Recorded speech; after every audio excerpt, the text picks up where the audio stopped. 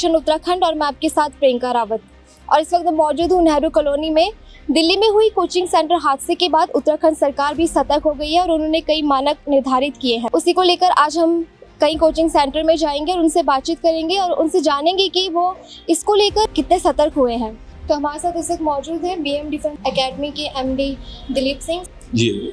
सरकार के द्वारा जो अध्यादेश जारी हुआ है कोचिंग संचालन के हेतु, तो वो जो मूलभूत आवश्यकता है उनको हमने परिपक्वता में लिया है और विशेष ध्यान में रखा जाएगा। विद्यार्थी हित पहले है, उसके लिए जो भी कार्रवाई है वो सबसे पहले हम कर रहे हैं और हमारी जो आवश्यकता है वो हमने पूरी कर ली है। देखिए, शॉर्टकट के लिए अगर आग लगती है उसके लिए बालू भरे हुए बाल्टी रखे हैं, ठीक है, ये सिलेंडर लगे हुए हैं और जो जितनी आवश्यकता होती है वो सारी है।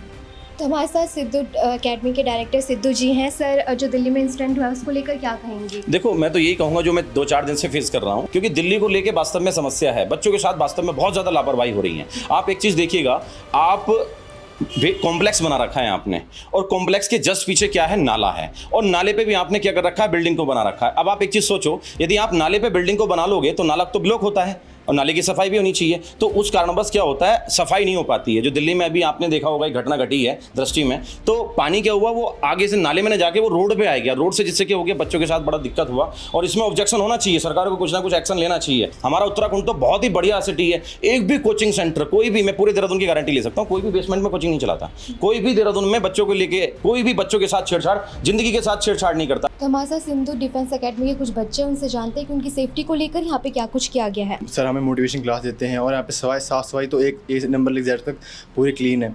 खाने पे पूरा ध्यान, कुछ भी ऐसा कोई दिक्कत नहीं आनी, ना पानी की दिक्कत ना खाने की दिक्कत, A to लेकर Z तक सब पूरी सर की तरफ से हमें दिलाई जाती है।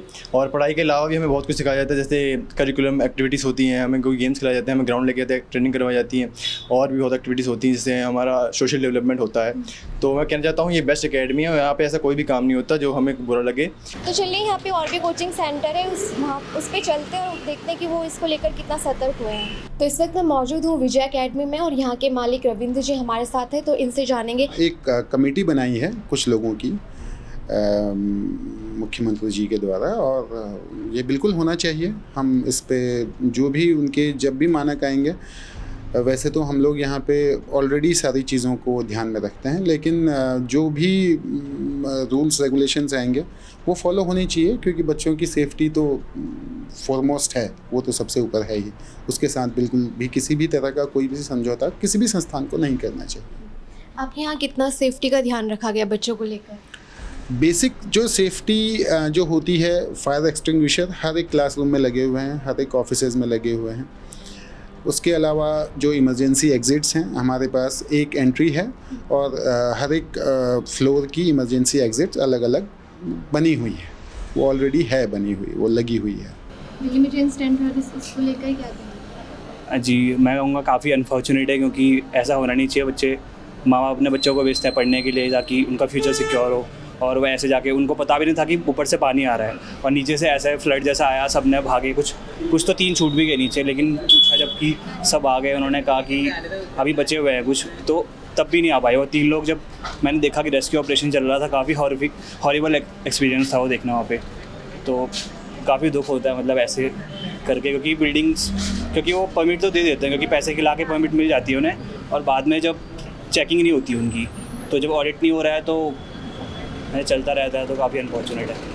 तो इस वक्त हमारे साथ मौजूद हैं बलूनी क्लास के मैनेजर गौरव मैठानी जी। सर, जो दिल्ली में हादसा हुआ उसके बाद कुछ नसीब भाभी ने कई मानक निकाले हैं, उस पर आपका जो कोचिंग है कितना वर्क उसने करा है? ऑलमोस्ट हमारे कोचिंग में सारे मानक जो उन्होंने लिखे दिए हैं वो सारे हमारे कोचिंग में हैं, अवेलेबल हैं। जैसे फायर एक्सटिंग्विशर्स वगैरह हमारे पास हैं, है ना। फायर अलार्म्स के लिए हम लोग अभी कर रहे हैं, क्योंकि वो हमें नहीं, हमारी नॉलेज में नहीं था उस चीज़ के रिगार्डिंग।